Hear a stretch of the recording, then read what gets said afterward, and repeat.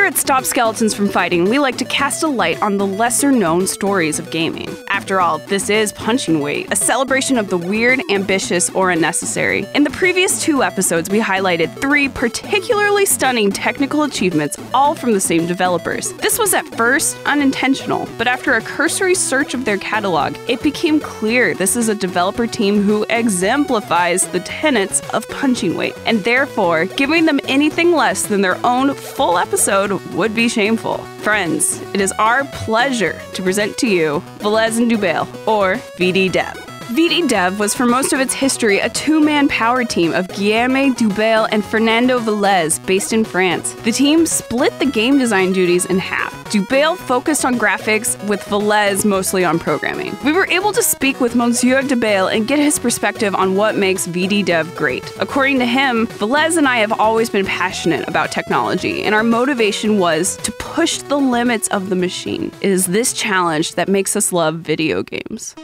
Dubail and Velez first met in 1984. They dropped out of college to work on their first game, Gem Power in Mutant Planet for the Amiga, though North Americans are probably more familiar with the Super Nintendo version, The Lost Dimension in 3D. Gem Power was praised as the first true 3D action game on the Super NES by Nintendo Power, which is some incredible marketing spin, especially for a game that came out a few months after Star Fox. Still, its striking visuals are a sight to behold. They get away with calling it 3D by utilizing something called the Pulfricht effect, which takes advantage of how your brain gets confused when one eye has a filter over it, be it from a cataract or these nifty glasses. You can replicate the effect at home by poking out the right lens on your own sunglasses. I wouldn't bother though, because the Pulfricht effect depends on constant motion, which is not possible when a game is as obnoxiously hard as this one. The funny thing is that this isn't even the first Pulfricht effect game. That honor goes to Orb 3D. But that was a NES game, so okay, yeah,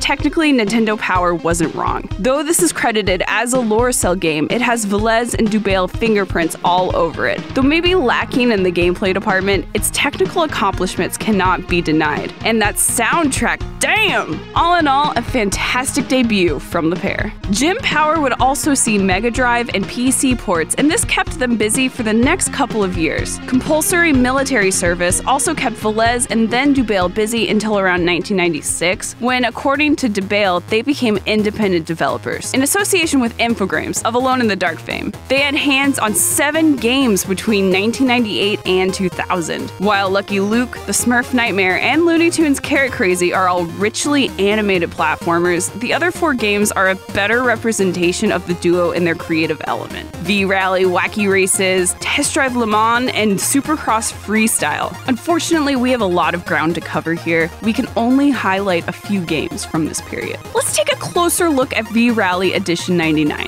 Now, this might not seem like a lot now, but this is one of the only Game Boy Color games that puts you in the driver's seat. Most other racing games of the time were top-down or isometric, but here, once again, we see the duo pushing the limits of 3D graphics on limited hardware. Now, this being a port of the PS1 game, a lot of the gearhead customization was either streamlined or completely taken out. The result is a V-Rally experience that's a little bit more accessible for the casual racing fan. Seriously, these charts are a godsend for me. That's not to say they have no nuance. V-Rally does still have over 40 original tracks and 11 official World Rally Championship cars to choose from. V-Rally is also notorious for its car flippage, and this port does not disappoint. And wiping out looks pretty awesome. This game is a little difficult, thanks to harsh penalties for running into rocks, sheep, and people, but it gets a leg up over the original V-Rally by nearly eliminating load times. Our next game was a fan request, but also turned out to be one of our personal favorites from Velez and Dubail, Wacky Races. Based on the Hanna-Barbera cartoon and released alongside the Dreamcast game, Wacky Races came out a year after V-Rally, and it looks to be the same game but instead retooled as a Mario Kart clone. And that's not a knock against it. They improved on V-Rally by including a progress meter in the corner. While it's a little rudimentary, it helped give me the strength to keep going after getting the shit bopped out of me by flipping Dick Dastardly or Sergeant blast, and you will definitely get the shit bopped out of you. Because of the weapons and power-ups, you've got enough to deal with, so they gracefully removed the ability to crash into the side scenery. Still, in typical Mario Kart fashion, one misstep into the many rocks, holes, or stray rockets can easily take you down from first to last in a matter of seconds. When this happens, just tune out and let all the cartoony pinks, purples, and music take you home. Wacky Races has 8 unlockable characters and 4 different modes. What's even better is that the different characters control differently. For example, Rufus Roughcut is able to recover quickly from collisions due to his size, while Penelope's car is better at acceleration. Lack of battery saves in multiplayer are a bummer, but overall this is a pleasing, solid game that I would definitely recommend.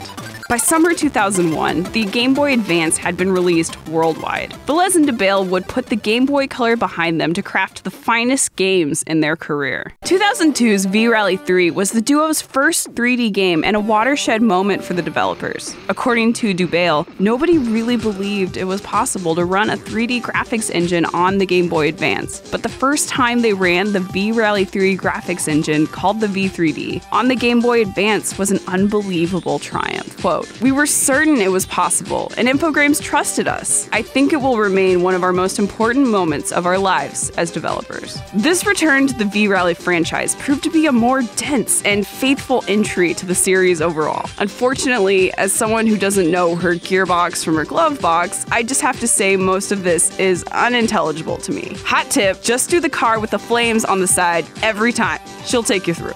While you race alone in the V-Rally mode, you do have the option to switch perspectives. Honestly, I don't recommend driver perspective, especially if you're like me and smash your chassis to bits. The main campaign has some incredible depth and requires you to plan not only for things like snow or gravel roads, but to also prioritize repairs before your next race. There's a lot of simulation wrapped up in here. 10 different racers and 7 different racing locations with 5 tracks each will give you plenty to sink your teeth into. The real excitement for me was in cross mode. What's this? Multiple cars on the screen? This comes at the cost of driver perspective, but I'm okay with losing my hamburger helpers. I would kill to play this on multiplayer. Overall, this game has a rockin' soundtrack and is a visual wonder for the Game Boy Advance. Speaking of visual wonders, let me introduce you to this visual nightmare. Now, just a reminder, these are not PS1 graphics. You are looking at a genuine port of the PS2 game Stuntman, squeezed onto just 32 megabytes. And this talking head is me? My stunt dad? Gee, thanks for the advice, stunt dad. If you're not into simulation racing games, Stuntman may be a better choice over V-Rally 3. Like the original Stuntman, this game can be hard, and at times requires more precision than may be reasonably possible on a GBA. But it's loads of fun. It meets you halfway by only requiring you to hit 50% of your stunts, but you're SOL if you run out of time. It misses out on the cinematic feel of the original and plays more like an arcade game, but you can still watch your replay of the level. Look at me, smoking that train, goddamn! It also has the benefit of minimal load times between levels. Much appreciated. Besides that, the 3D holds up reasonably well, all things considered. Sure, you get some clipping every now and again, and some bending when you get too close to a wall, but this is the game that gave me Stunt Dad. The next 3 games have already been covered in previous episodes of Punching Weight, but they were the reason for this episode. 2004's Asterix and Obelix XXL is a stunning 3D platformer/brawler. 2005's Driver 3 takes the cake by delivering a full 3D sandbox game on the Game Boy Advance. According to Dubail, it was made on an improved V3D engine, and the goal was to make it as close to the PS2 game as possible. Unfortunately, development was chaotic and very difficult because of ongoing restructuring at Infogrames, which ultimately led to the duo not realizing the game as they wanted. Released a solid year after the underwhelming console version also did Driver 3 no favors. Ultimately, after Driver 3 was released, Velez and Dubail decided to cut ties with Atari/Infogrames because the company had decided to stop making handheld games.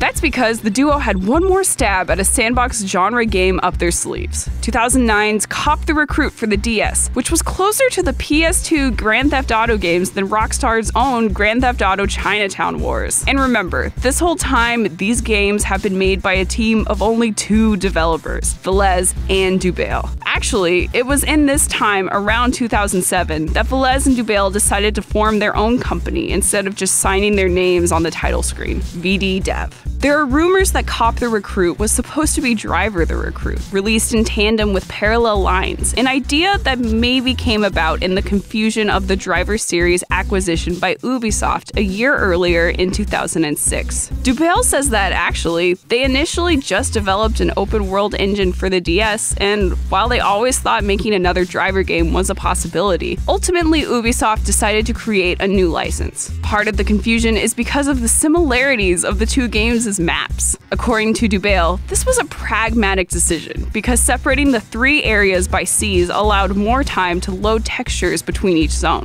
After Cop, VDDev went to work for several years until they released a wholly independent game, 2015's Ironfall Invasion for the 3DS. A cover-based shooter that runs at 60 FPS and looks pretty fantastic. It's got multiplayer and a campaign that lets you switch between Jim, hey, like this guy, and other characters. It's basically a Gears Lite, and it's a pretty fun game. I particularly enjoyed the multiplayer, which is still pretty active. Honestly, I was really impressed by this little shooter that could. It is optimized for the new 3DS, but it played fine on my not-so-new 3DS. One drawback is that aiming without the C-stick is done with the stylus, which feels slow at times, though it recalls Cop. You have no excuse not to check this out. You get a demo of the campaign and the multiplayer for free, and then you can buy more if you'd like. According to Velez, one of the main motivations for making this game was to prove to developers that it was even possible. They even wrote their own engine, coined the Big Bang engine, to bring the concept to life. Velez credits their dedication to fighting against every CPU cycle lost. The 2-man team even brought on a 3rd man, Frederick Zimmer of Watch Dogs,